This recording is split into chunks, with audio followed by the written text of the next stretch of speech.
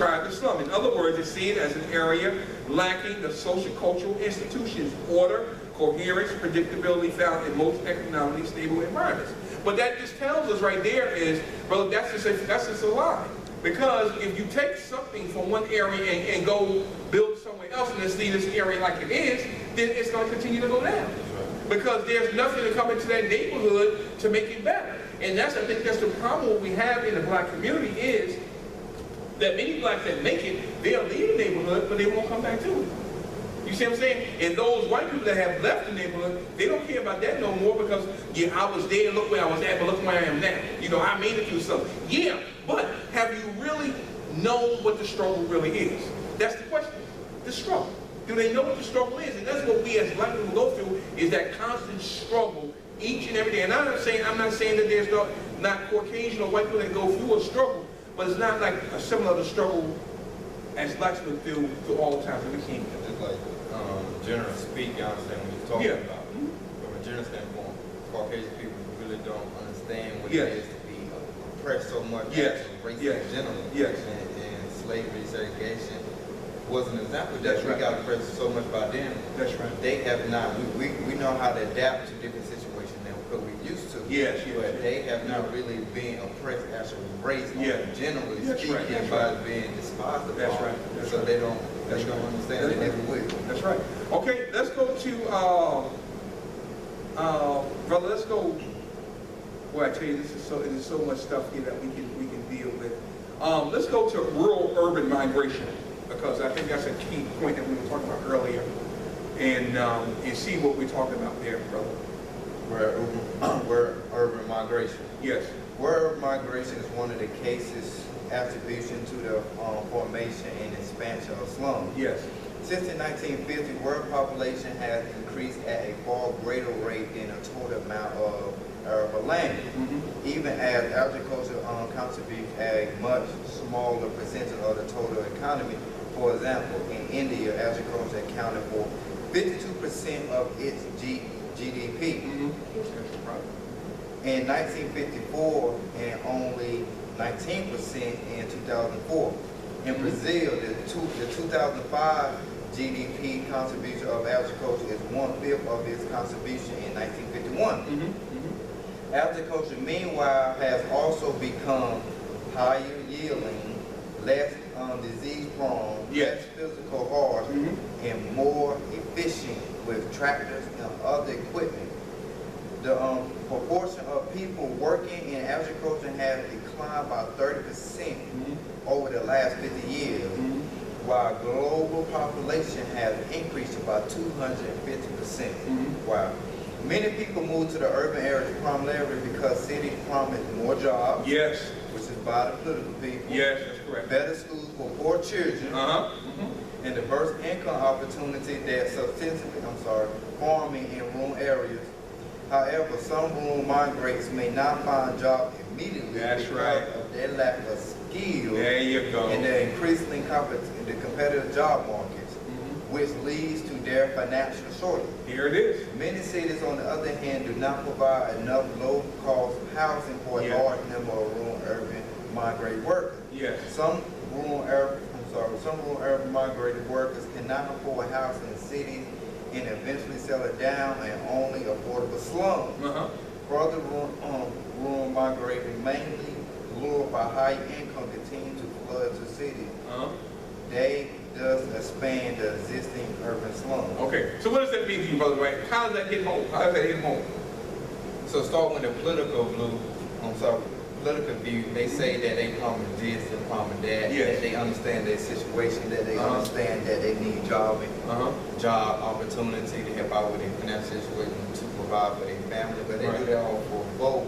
And they leave that and don't go back to it, and they see that there's more people than job opportunity. So when it said they increased by 250%, and the job declined by 30% for the last 30 years. So the population going up, the job opportunity going down. That's right. So that's a major turning point where, as far as crime, violence, etc. that's going to happen. That's right, exactly right, because they're promising these things, it's there, but then if you don't have the skills to meet the job, you ain't gonna get the job. So what that leads you to is the crime, and the children of those families are going to go out there and commit those crimes so their families can eat. Because then you don't have the skills. And like you said, the decrease in the jobs are going down, but the population is growing, so you got a disparity there, and it's never going to balance out, because if the world or society is moving at such a pace like it is nowadays, and you don't have those type of skills, whether it's technology now and computers, then the blacks in certain areas, if they're not exposed to that, then they're not going to be able to get those type of jobs. That's right. They're not going to get them. They're just going to do the way they best. That's right. Exactly right. Exactly right. All right, let's go down to the post-war suburban expansion in North America, and then we're going to move and get down into a little bit more of the meat of this. The suburban population in North America exploded during the post-World War II Yes. economic expansion. Uh-huh. Returning veterans wishing to start a settled life moved in mass to the suburbs. Yes. Little time developed as a major prototype of mass-producing housing. Mm-hmm. At the same time, African Americans were rapidly moving Yes. north Yes. for better jobs That's right. and educational opportunities than were available to them in the segregated South. That's right. That's right. Their arrival in northern cities, and massive, in addition to being followed by race rocks in several large cities such as Detroit, Yes. Chicago, Yes. Washington D.C., Uh-huh. and Philadelphia. Uh-huh. Further stimulated white suburban migration. The growth of the suburbs was fluctuated by development of zoning laws, while redigning in numerous and evolution to transport after World War II, availability of FHA loans, stimulated a housing boom in American suburbs. In the older cities of the northern U.S., streetcar suburbs originally developed along train or trolley lines that could shuttle workers into and out of city centers where the jobs were located. That's right. These practices gave rise to the term bedroom community. Yes, that's right. Meaning that most daytime business actively took place in the city, Yes. with the working population leaving the city at night for the purpose of going home to sleep. That's right. So stop right there. So basically it tells us right there, when the blacks started to migrate to the north, what happened? The whites started to move out. You see what I'm saying? They left for the migration because of the jobs. So the blacks that was coming in there were looking for better opportunities, better schools for their children to learn. Yes, they were making more money, but that goes back to the beginning when we talked about if there's no man in the house, or quote unquote so-called man in the house, the jobs pull them away from that for the money to raise their kids. You see what I'm saying? So you see how it creates a problem. You know, yes, we need the money, but then in the long run, we're killing it. We're defeating the whole purpose, because that's how the enemy is. He's going to get you in three ways. How what we said? What are the three ways that how the enemy get you? Your health, family, job. In your job. That's right. So any of those things, you know, you need more money. Well, if you want more money, then you got to go to work. You let your wife stay home. Or where it is nowadays, the last 25, 30 years, is that there's no parent home. Both parents are out of the house if there's two parent home. And then that leaves the opportunity. That's right. That would work in your There you field go. if it's through social media. There you go. There you go. There you go. Or browsing the internet. There you go. Absolutely. All right. Let's get down to the history of street gangs, because now we're going to see the formulation and see why we are afraid of young black men. And I hope you get the gist of this, is because it's not so much that it's the black guys or the young black men. Didn't start the black men. It started with the Irish and the Germans and the Swedes and the Chinese. All these before us, before we even came along, came into the picture. So it's just a generational thing. Right. But the blacks have been suppressed so much, we got stuck in this position, and we can't move up because changing environment, educational levels, all these other things that are going on help to suppress it even more. And then when men don't get the skills and don't go to school and get the skills for these type of jobs, they're going to be excluded. So the only way they know to get through is through drug selling and all those other things they do to survive. Right. Yeah. Okay. History of street gangs in the United States. Yes, here we go. The first active gang in Western civilization were reported by Pike, a widely respected chronicle of British crime. Yes. He documented the existence of gangs of highway robberies in England during the 17th century, and he speculated that similar gangs might well have existed in our mother country much earlier, perhaps as early as the first 14th century or even the 12th century. Wow, it's 1300. That's right. But it does not appear that these gangs had the feature of modern day serious street gangs. Right. More structured gangs did not appear until the early 1600s, when London were terrorized by a series of organized gangs calling themselves the Middies, Hectors, Burglars, Deadboys, who found amusement in breaking windows and demolishing, and they also fought pitched battles among themselves dressed with colored ribbons to distinguish the different factors. When you say ribbons, different color ribbons, what does that sound like to you today? Same thing like flags. Yeah, the bloods and the grips, all the other stuff, but the colors. Same thing. So this is not a new phenomenon. It's been going on for decades, since the 13th, 14th century. All right. So don't think it's just the black guys. All right. It's just being magnified more now because of the way the system is set up. It's like that. But okay, don't get it twisted. All right. The history of street gangs in the United States began with their emerging on the East Coast around 1783 as the American Revolution ended. Yes. But there is a considerable justification for questioning the seriousness of these early gangs. Mm-hmm. The best available evidence suggested that the more serious street gangs likely did not emerge until the early part of the 19th century. Okay, let's do A and C, brother. Gangs emerging in the Northeast and Midwest was fueled by immigration and poverty. There you go, immigration and poverty. Immigration and poverty. First, by two ways of poor, largely white families from Europe seeking a better life. The early immigration groups mainly settled in urban areas and formed communities to join each other in the economic struggle. Yes. Unfortunately, they had few marketable skills. That's right. Difficult in finding work and a place to live, and adjusting to the urban life were equally common among European immigration.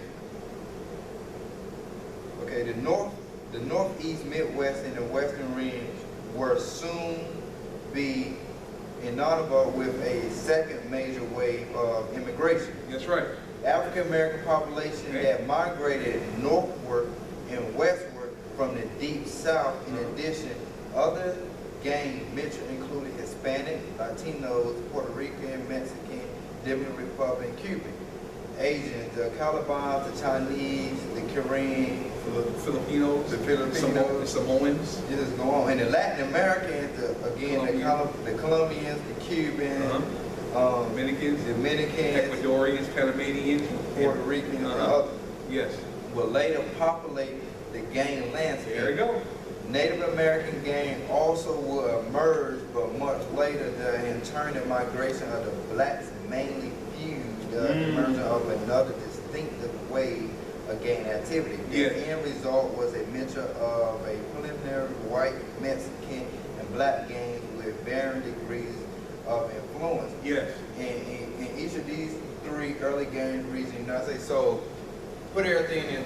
You got different people that's forming different gangs for different reasons that were suppressed for different reasons. So they all, different people coming in for religion, political freedom. And political freedom. Okay. And black people just going to this for a job opportunity, education opportunity, and this to get away from the segregated of the South as well too. That's right. So what were the two things you just said? Poverty and what else were the main contributors? Immigration. And immigration. We immigrated from the South. The other ones came from Europe to this country for the same. We all coming for the same thing. We're coming for better jobs, produce a better life for our children, our families, to make things. But what happened was, in the midst of that, if we didn't have the actual skills, then we wouldn't get that job.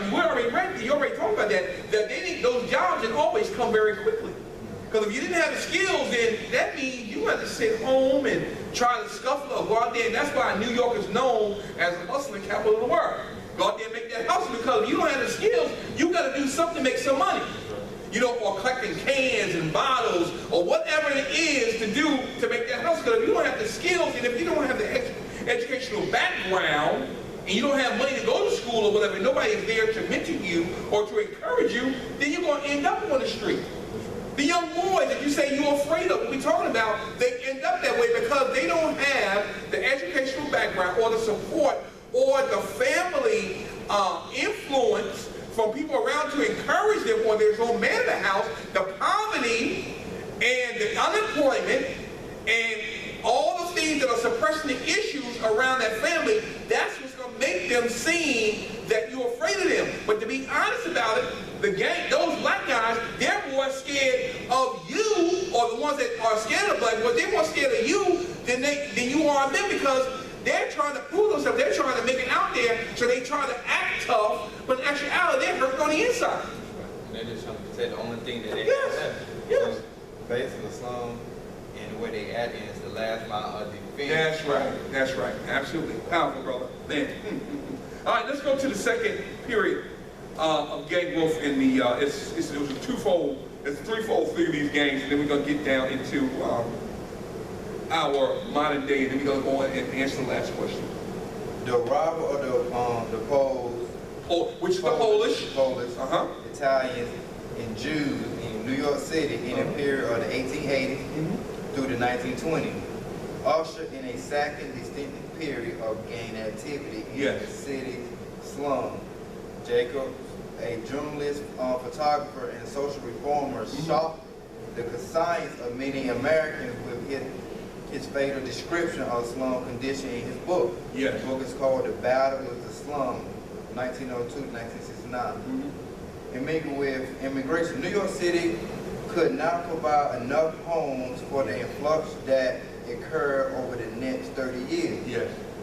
Tenement houses were created as a temporary solution that became permanent. That's right. Members of a select committee of the state legislature came to the city and saw how crime came to be the natural crop Yes. of people housed and crowded. Yes. 50 tenements with dark, damp basement, Yeah. leaking garage, garages, shops, and housing, outhousing, things like that, and stable converted into dwelling. Yes. These conditions projected the formation of the city health department, valuable social service in the child aid society. Moreover, the New York City Police Department was not effective in maintaining order. That's right. Gang and other criminal groups were vital, repudiated from forging their own ways in the social and physical disorder. So basically, go by what we just said, they just trying to make it through the best way they Yes. can, despite their situation, That's despite right. them getting pushed down. That's right. So they're doing That's right. what they have, they using what they have left. That's right. That's right. So right there, we go back to the rival, the ones that started the game. We already talked about the Polish, the Italians, the Jews, the Germans. Those were the initial ones right there. Started, and their children, they were the main ones out there committing the crimes. And we just go back to what we talked about. It's just not. Don't be just afraid of black people. It's just magnified in our communities because that's where the basic slums are. That's where who lives in the slum basically are the blacks. In today's time. Yeah, in today's time, but it didn't start there. So what we're trying to bring out to you tonight is, don't be afraid of the black men, the black guys per se. I understand your threats, but first we don't. And I brought this up at the beginning of the broadcast. First, we have to stop being ignorant to what the problem is. The problem is poverty. Number one, okay? Poverty is the problem. Number two, lack of education. We talked about too. All right, and if you're white people, you can do it. Everybody can do something. We just got to stop being so selfish and just thinking about us and our families. These young black boys, they need your help. But when they get to a point where they see there is no help, they feel that nobody cares about them, that nobody loves them, and nobody feels their pain, then they're going to want to inflict that pain on society because they feel that nobody cares. And the only way out is through crime and joining gangs. If they don't have a family present with a father there in the household to show them the way, then they're going to go to that gang to get their love, which is a false love. They feel it's right, and that's what makes you fearful because you don't understand the pain. But if you reach out just to one,